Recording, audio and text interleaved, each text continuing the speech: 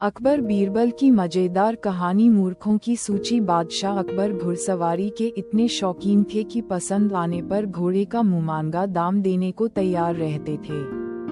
दूर दराज के मुल्कों जैसे अरब, पर्शिया आदि से घोड़ों के विक्रेता मजबूत व आकर्षक घोड़े लेकर दरबार में आया करते थे। बादशाह अपने व्यक्तिगत इस्तेमाल के लिए चुने गए घोड़े की अच्छी कीमत दिया करते थे। जो घोड़े बादशाह की रुचि के नहीं होते थे उन्हें सेना के लिए खरीद लिया जाता था। अकबर के दरबार में घोड़े के विक्रेताओं का अच्छा व्यापार होता था। एक दिन घोड़ों का एक नया विक्रेता दरबार में आया। अन्य व्यापारी भी उसे नहीं जानते थे। उसने 2 बेहद आकर्षक घोड़े बादशाह को बेचे और कहा कि वह ठीक ऐसे ही 100 घोड़े और लाकर दे सकता है, बशर्ते उसे आधी कीमत पेशगी दे दी जाए। बादशाह को चूंकि घोड़े बहुत पसंद आए थे, सो वैसे ही 100 और घोड़े लेने का तुरंत मन बना लिया। बादशाह ने अपने खजांची को बुलाकर व्यापारी को आधी रकम अदा करने को कहा। खजांची उस व्यापारी को लेकर खजाने की ओर चल दिया, लेकिन किसी को भी यह उचित नहीं लगा कि बादशाह ने एक अनजान व्यापारी को इतनी बड़ी रकम बतौर पेशगी दे दी।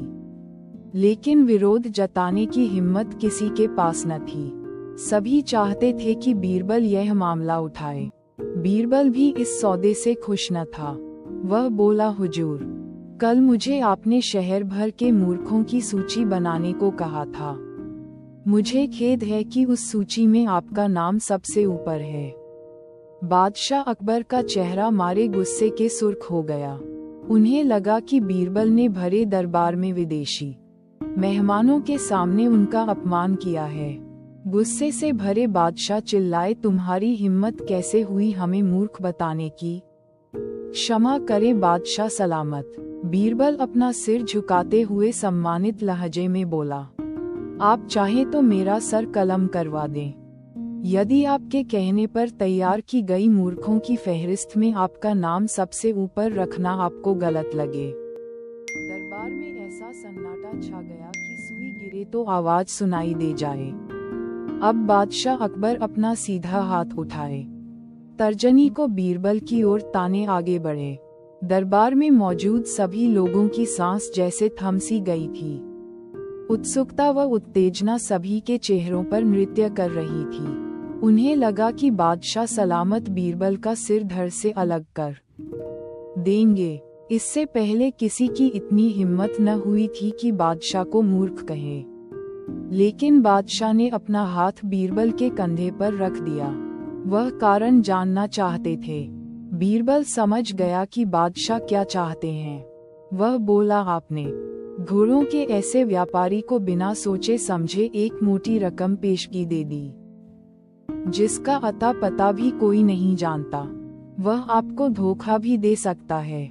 इसलिए मूर्खों की सूची में आपका नाम सबसे ऊपर है।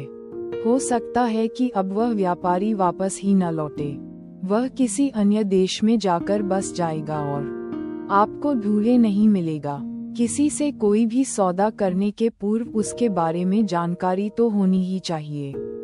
उस व्यापारी ने आपको मात्र 2 घोड़े बेचे और आप इतने मोहित हो गए कि मोटी रकम बिना उसको जाने पहचाने ही दे दी।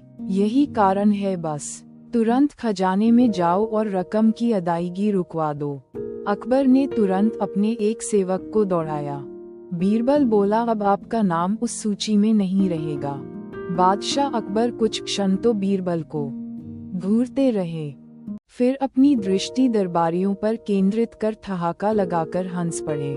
सभी लोगों ने राहत की सांस ली कि बादशाह को अपनी गलती का एहसास हो गया था।